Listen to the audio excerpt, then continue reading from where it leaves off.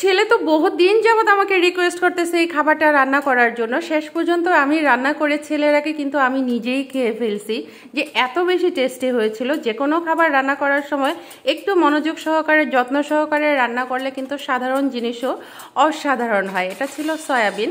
তো প্রথমে হচ্ছে প্যাকেটটাকে কেটে আমি গরম পানির মধ্যে এটাকে প্রায় 10 মিনিট আমি ভিজিয়ে রাখবো। তারপরে হচ্ছে এটাকে চেপে চেপে পানিটা ফেলে 3 থেকে 4 বার এটাকে আমি ভালো করে ধুয়ে নিব।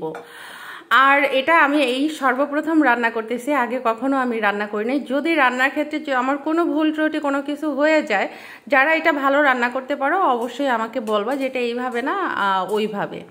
তো যাই হোক, কড়াইটা ভালো করে গরম করে তেল দিয়ে এবার হচ্ছে এটাকে আমি একটু ভেজে নেব। সামান্য একটু লবণ একটু হলুদের গুঁড়া দিয়ে এটার মধ্যে কিন্তু ভিজিয়ে যেহেতু রেখেছিলাম একটু পানি পানি ভাব আছে, এটা যদি ভেজে নেই তাহলে আমার কাছে মনে হলো যে ভালো লাগবে। আমি কিন্তু প্রথমেই বলছি যে এটা আমি ফার্স্ট টাইম রান্না করছি, তবে খেয়েছি আমি। এখন সেম সাইজ করে আলু আর হচ্ছে পেঁয়াজটাকে এটার মধ্যে একটা এলাচ 1-2 টুকরা হচ্ছে দারচিনি এটা দিয়ে আমি একটু ভেজে নিয়ে তারপর হলুদের গুঁড়া মরিচের গুঁড়া ধনিয়া গুঁড়া সব কিছু দিয়ে আবার এটাকে ভালো করে একটু নেড়ে চেড়ে দেবো। 2টা তেজপাতাও কিন্তু দিয়েছি। আর মশলাটা এই পর্যায়ে একটু পানি দেওয়ার আগে ভেজে নিলে কিন্তু এটা ভালো হয়, গন্ধটা চলে যায়। এখন হচ্ছে জিরে বাটা আর আদা রসুন বাটাটা দিয়েও আবার একটু ভালো করে ভেজে নেব।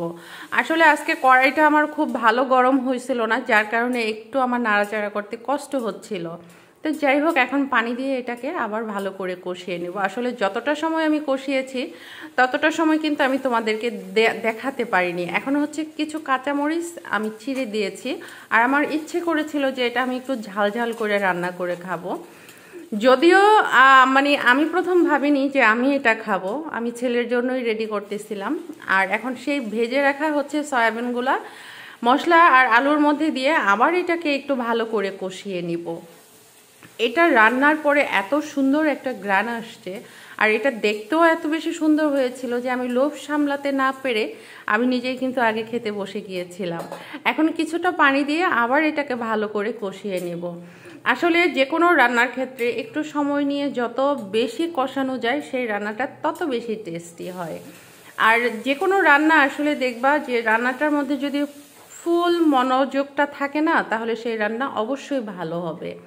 তো যাই হোক, আমার কষানো হয়ে গিয়েছে। এখন কিন্তু এটা আমি ঝোলের পানি দিয়ে দেবো। আর ঝোলের পানি কিন্তু আসলে এখানে খুব বেশি দেইনি, কারণ হচ্ছে এটার মধ্যে কিন্তু ঝোল থাকবে না, এটা একটা মাখা মাখা ভাব হবে, তাহলেই খেতে ভালো লাগবে। আর এটা যারা বেশি রান্না করে খাও বা সব সময় এটা যারা রান্না করো, যদি আমার রান্নার মধ্যে কোনো ভুল থেকে থাকে তাহলে অবশ্যই কিন্তু আমাকে কমেন্টসে জানাবা। তো পানিটা কিন্তু ফুটে আসছে, আলু টালু সব কিছু সিদ্ধ হয়ে গিয়েছে। এখন একটু গরম মশলা গুঁড়ি দিয়ে দিলাম এটার মধ্যে। আর এটা কিন্তু এখন আমার রান্নাটা মোটামুটি শেষ পর্যায়ে। তো আসলে মশলার সাথে একটু সব কিছু নেড়ে চেড়ে মিশিয়ে দিচ্ছিলাম। আর ঝোলটা আমি এখন এই রকমই রাখবো, কারণ এটার মধ্যে যেহেতু আলু আছে একটু হলেও কিন্তু ঝোলটা টানবে। আর আলুর তরকারি কিন্তু তুমি একরকম ঝোল চুলার মধ্যে দেখবা, নামানোর পরে ঠান্ডা হওয়ার পরে কিন্তু ঝোলটা অনেকটাই কমে যায়। তো আসলে ছেলে হোক মেয়ে হোক সেটা যাই হোক, বাচ্চারা যখন মায়ের কাছে কোনো কিছু খেতে চায় সেটা না করা পর্যন্ত কিন্তু কোনো স্বস্তির নাই। তো আজকে এ পর্যন্তই। ভালো থাকো, সুস্থ থাকো, সবাই সুন্দর করে একটা কমেন্টস করবো। আল্লাহ হাফেজ।